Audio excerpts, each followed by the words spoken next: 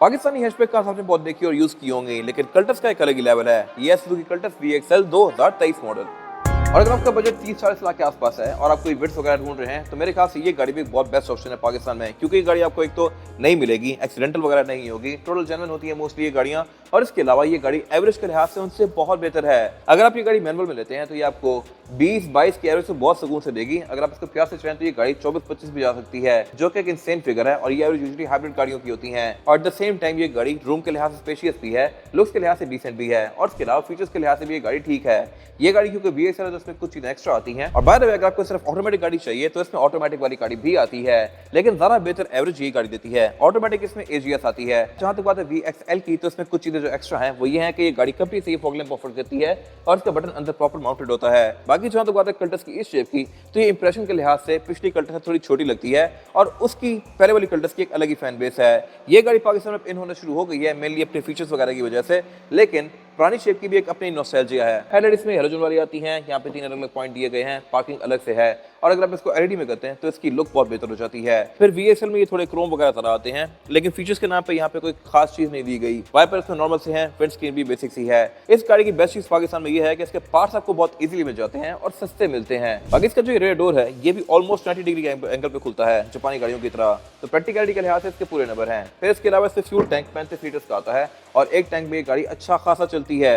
ये गाड़ी 700-800 कर जाती है अगर आप इसको प्यार से चलाए तो, जो कि एक बहुत अच्छी एवरेज बनती है। फिर इसके अलावा इसमें बैक पे बम्पर ऑलमोस्ट ना होने के बराबर है टायर के बाद, तो ये गाड़ी अच्छी खासी जगह पे इजीली चढ़ सकती है। इसके अलावा जहां तक बात है इस गाड़ी के रेयर एंड की, तो ये गाड़ी क्योंकि पाकिस्तानी है तो इसमें कोई वाइपर वगैरह नहीं आता। इसमें बाहर भी गाड़ी आती है सिलेरियो के नाम से, उसमें बैक पे वाइपर आता है। और अगर आपकी वाइपर वाली गाड़ी देखें तो आप वहां से आइडिया लगा सकते हैं कि वो कल्टस पाकिस्तानी नहीं है। फिर इसके अलावा ये गाड़ी क्योंकि VXL है तो इसमें ABS आता है, एंटी लॉक ब्रेकिंग सिस्टम। और ये चीज कुछ टाइम पहले तक टोला भी ऑफर नहीं करी थी XLI वगैरह में, बट अब ये इन छोटी छोटी गाड़ियों में भी आने लग गई है। ये एक बड़ी फिट चीज है। बाकी इसमें हीटर आते हैं, ब्रेक लैंप ऊपर दिया गया है। इसका जो ये हैंडल है ये भी बॉडी कलर में है, जबकि छोटे वर्जन में ये ब्लैक कलर का आता है। ट्रंक कैपेसिटी के लिहाज से भी गाड़ी डिसेंट है। इसमें अलग से कार्ड दिया गया है।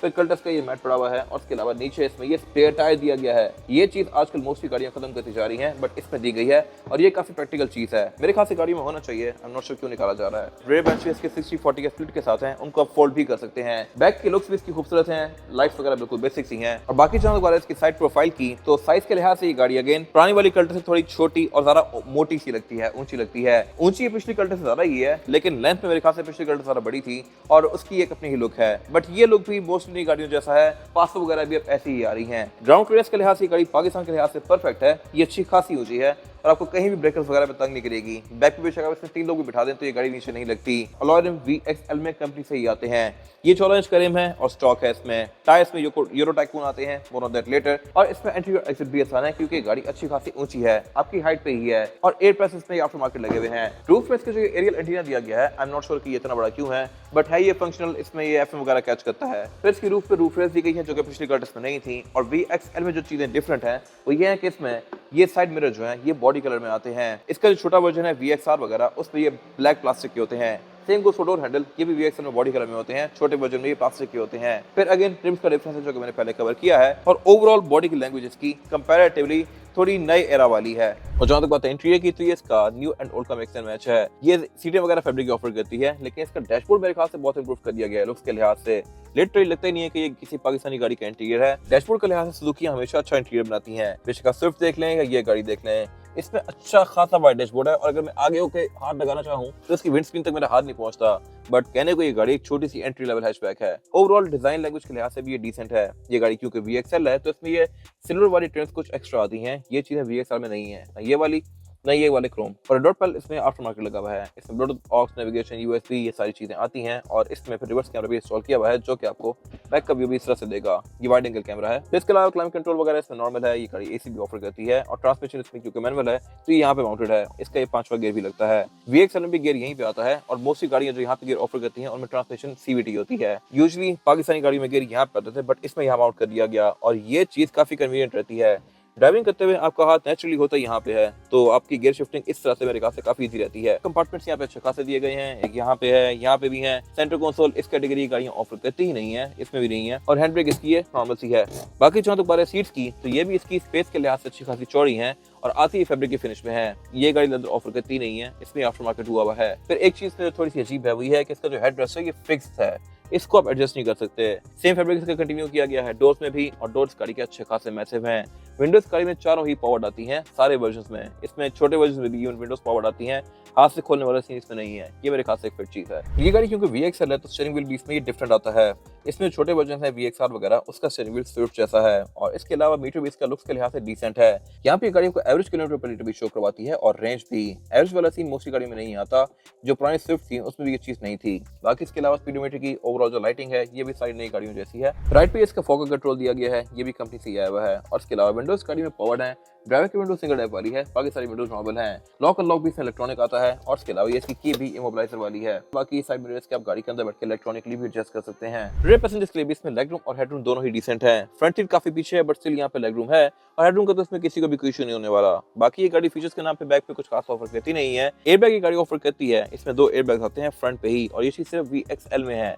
VXR एयरबैग ऑफर नहीं करती। बाकी इसके अलावा ये बेंचेस फोल्डेबल हैं, रेयर पैसेंजर्स के लिए सीट बेल्ट्स आती हैं, और इसके अलावा यहाँ कुछ खास है नहीं। और बाय द वे ये गाड़ियों को पाकिस्तान में 22 लाख से मिलना शुरू हो जाती है, 22-23 लाख से, डिपेंडिंग अपॉन मॉडल ईयर। और अगर आप इसी बजट में गाड़ी देख रहे हैं तो स्विफ्ट भी एक अच्छा ऑप्शन है। स्विफ्ट में आपको 13-14 मॉडल इतने में मिल जाएगी, बट वो गाड़ी फ्यूल एफिशिएंसी के लिहाज से इसके करीब भी नहीं आती। फ्यूल एफिशिएंसी में ये बहुत ऊपर है, लेकिन बिल्ड क्वालिटी के लिहाज से वो गाड़ी से बहुत बेहतर है। बाकी जहाँ तक बात है टायर साइज की, तो ये है इसमें 165, 65 और 14। रिम 14 इंच का है, और VXL में अलॉय व्हील्स आते हैं। टायर्स में यूरो टाइकून है, जो कि थोड़ा हार्ड होता है। अगर आप ये टायर लेके चेंज करवा रहे हैं तो इसकी ड्राइव बहुत बेहतर हो जाएगी। फिर इसके अलावा इसमें ABS आती है, एंटी लॉक ब्रेकिंग सिस्टम, जो कि इसकी ड्राइव को बेहतर बनाती है। और इसके अलावा इसमें फ्रंट पे डिस्क ब्रेक आती है, बैक पे ड्रम ब्रेक्स आती हैं। इंजन इस गाड़ी में पाकिस्तान में एक ही ऑफर होता है, K10B 1000 सीसी पेट्रोल, और ये गाड़ी ट्रांसमिशन 2 ऑफर करती है, एक मैनुअल और एक AGS। ये इंजन 3 सिलेंडर है और 67 हॉर्स पावर प्रोड्यूस करता है। टॉर्क इसका 90 न्यूटन मीटर है, लेकिन ये गाड़ी फील ज्यादा पावरफुल होती है। अगर आप इसको दूसरे गियर में भी उठाएं तो ये गाड़ी इजीली उठती है, इवन तीसरे गियर में भी ये गाड़ी स्लगिश फील नहीं होती। और ये चीज आपको पाकिस्तानी गाड़ियों में मिलती है, जबकि जो बाकी गाड़ियां हैं इंपोर्टेड वगैरह वो थोड़ी स्लगिश होती हैं, लेकिन उनकी ट्रांसमिशन CVT होती है। इसमें ट्रांसमिशन ऑटोमेटिक आती है, वो होती है AGS ऑटो गियर शिफ्ट, और उसकी शिफ्टिंग को इतनी मजे की नहीं है, वो छटके मारती है, ना ही उसकी एवरेज की बहुत ज़्यादा अच्छी होती है। तो अगर आपको एवरेज के लिए गाड़ी चाहिए तो आई हाईली रिकमेंड कि आप मैनुअल ही लें, वरना अगर आपने डे टू डे यूज में रखनी है और फैमिली यूज के लिए गाड़ी चाहिए तो फिर ऑटो कंसीडर की जा सकती है। इंजन ये 3 सिलेंडर है, और 3 सिलेंडर में एक नेगेटिव मसला आता है, वो है वाइब्रेशन वाला। अभी आप इस इंजन को देखें अगर, तो ये इंजन खड़े हुए कांप रहा है, और ये वाइब्रेशन आपको इस गाड़ी के अंदर फील होती है। बट ये सिर्फ इसका मसला नहीं है, 3 सिलेंडर वाली जो भी गाड़ी होंगी उन सब में आपको वाइब्रेशन देखने को मिलेगी। अगर आप विड्थ देख लें, 500 देख लें, ये गाड़ी देख लें या कोई भी, तो उनमें वाइब्रेशन होती है। बाकी इसके अलावा फ्यूल इकोनॉमी के लिहाज से ये इंजन रिमार्केबल है। ये गाड़ी इजीली 24-25 की एवरेज दे देती है। अगर आप इसको प्यार से चलाएं तो लॉन्ग पे भी गाड़ी इसके आसपास रहती है, और ये मेरे ख्याल से बहुत फिट फिगर है। फिर VXL में ये ABS आती है, ये रहा ABS का यूनिट, और इसके पार्ट्स वगैरह भी आपको इजीली मिल जाते हैं। ये कल्टस VXL है, 23 मॉडल है, इस्लामाबाद रजिस्टर्ड है, और 22 लाख किलोमीटर ड्रिवन है। इसकी डिमांड 39 लाख है, और ये सेकंड मोटरस्पोर्ट के पास अवेलेबल है। इन्फॉर्मेशन के लिए आप दिए गए नंबर पर कॉल कर सकते हैं। Thank you for watching.